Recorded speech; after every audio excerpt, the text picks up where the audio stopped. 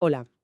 Hoy nos sumergimos de lleno en un momento que realmente marcó la historia de la península ibérica, la batalla de las Navas de Tolosa. Nos vamos al 16 de julio de 1212, una fecha. Clave, una fecha clave, sin duda. Y el contexto, es de una tensión brutal. Llevábamos décadas, más de medio siglo, con el imperio almohade apretando mucho a los reinos cristianos del norte. Portugal, León, Castilla, Aragón. Y Castilla concretamente lo estaba pasando bastante mal, ¿verdad? La derrota en Alarcos, allá por 1195, había sido, un mazazo tremendo. Dejó la frontera sur, la del Tajo, muy expuesta. Exactamente. Alarcos fue un desastre para Alfonso VIII, militarmente hablando, claro, y demostró la potencia que todavía tenía el ejército almohade. Y toda esa tensión acumulada, pues, llegó a un punto crítico en 1211. Con la caída de Salvatierra. Eso es. La fortaleza de Salvatierra, que era un puesto avanzado cristiano metido ya en territorio musulmán. Su caída fue un shock.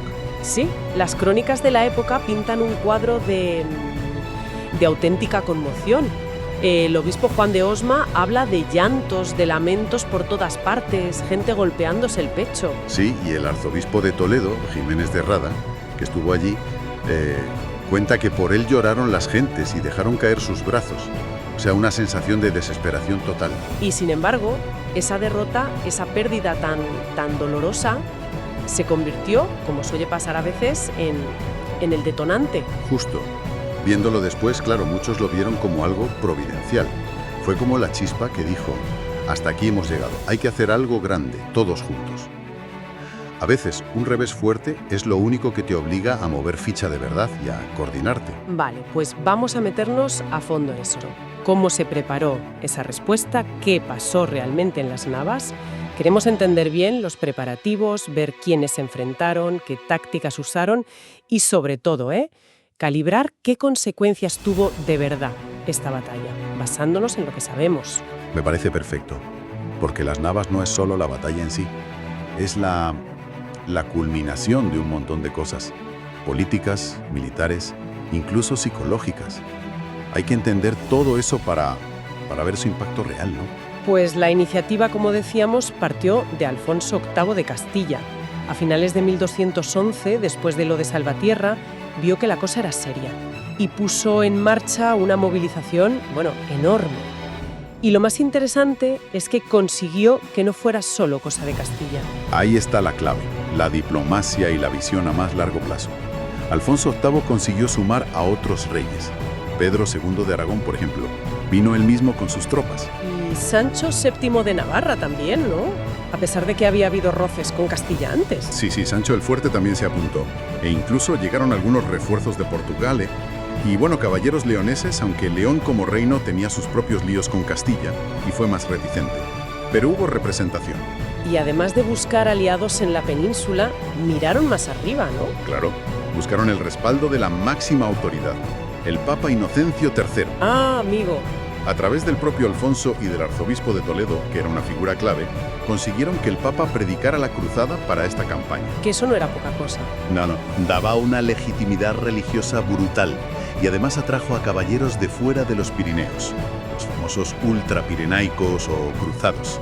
Hay que pensar que lo de la cruzada en la península ya venía de antiguo, ligado a la Reconquista, pero este apoyo papal específico le dio una dimensión, internacional.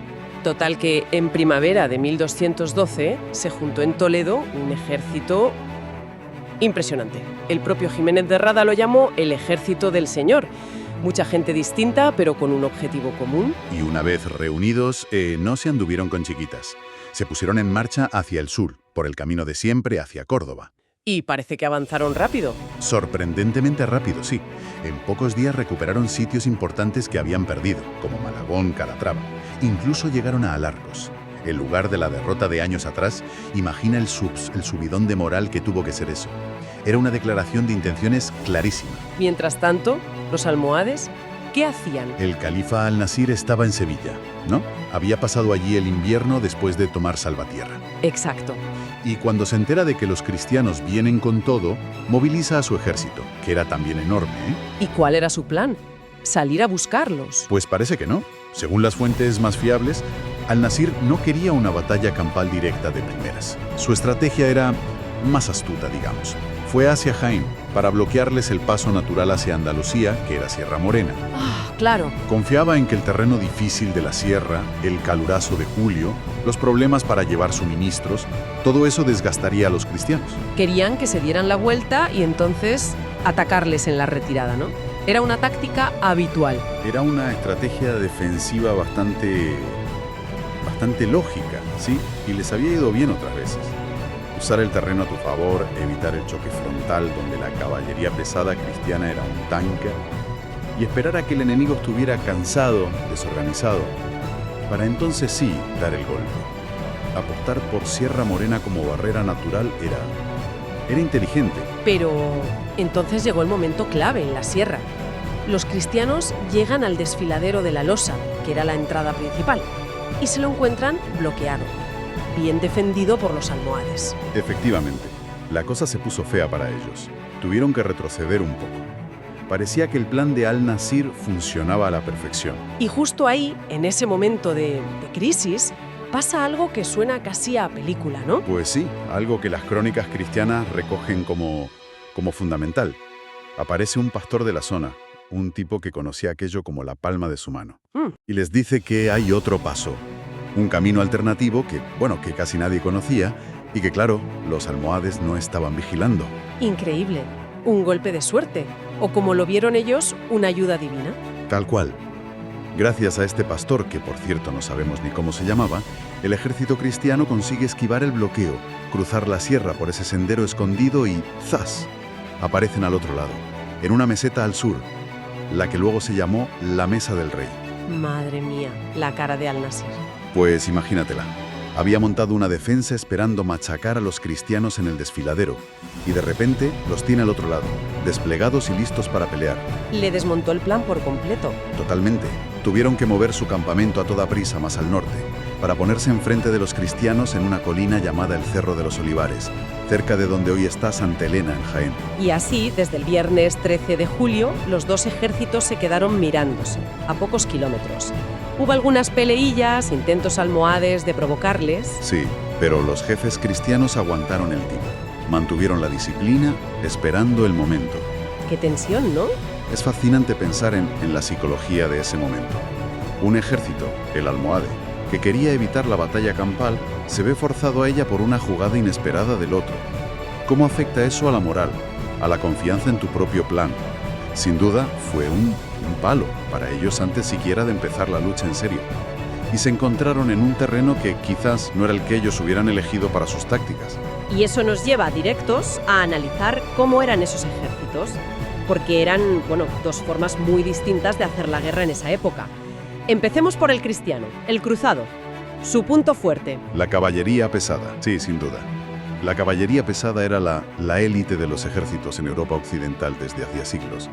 Piensa en caballeros con su cota de malla, su yelmo, un escudo fuerte, espada y, sobre todo, la lanza larga. Una lanza pensada para el impacto, para la carga. Y montados en caballos grandes, claro. Caballos potentes, sí. Y con sillas de montar especiales con los arzones altos delante y detrás y estribos largos. Eso les permitía ir muy firmes, casi encajados en la silla, para aguantar el golpe de la carga. Hay dibujos muy buenos en códices antiguos como la Biblia de León o en esculturas como un capitel en San Pedro de Caracena, que te los muestran perfectamente. Y su táctica estrella era esa carga, ¿no? La famosa carga de caballería. Exacto. Pero ojo, no una carga a lo loco, individual. Era una carga cohesionada, en formación cerrada, por líneas que llamaban batallas o haces. Avanzaban primero al paso, luego al trote y al final al galope, intentando no romper la formación hasta chocar. La clave era la disciplina, y que entraban por oleadas, primero una línea, luego otra, para mantener la presión y romper al enemigo. Era una fuerza de choque tremenda. Pero no iban solos, claro. No, que va. Tenían el apoyo de la infantería, que era fundamental. Lanceros, para formar un muro si hacía falta defenderse, y arqueros y ballesteros para disparar desde lejos. Y se organizaban normalmente en 3 grandes bloques, el centro y 2 alas, a menudo con una vanguardia delante y una retaguardia detrás. Muy distinto al ejército almohade, me imagino. ¿Cómo era ese? Pues era más variado, sí. Combinaba cosas distintas. Tenían infantería fuerte, muchas veces de tribus bereberes o de gente de Al-Ándalus, pero donde de verdad brillaban era en la caballería. Tenían dos tipos principales. A ver. Por un lado, la caballería ligera, jinetes árabes, bereberes, muy rápidos, muy móviles. Eran expertos en atacar rápido, hostigar con flechas y sobre todo en la táctica del tornafú. El tornafui, la de hacer que huyen para que les persigan y luego ¡zas!, darse la vuelta. Esa misma, una trampa clásica. Pero por otro lado, los almohades también usaban caballería pesada, probablemente por influencia cristiana o porque tenían mercenarios. Podían hacer cargas frontales, aunque quizás no con la misma pegada o disciplina que la europea. Y su equipo era algo distinto. Usaban escudos más ligeros, como la adarga, que era de cuero, muy típica del mundo islámico. Hay un capitel en Estella, en Navarra, que lo muestra bien. ¿Y cómo se ponían en el campo de batalla? ¿También en 3 bloques?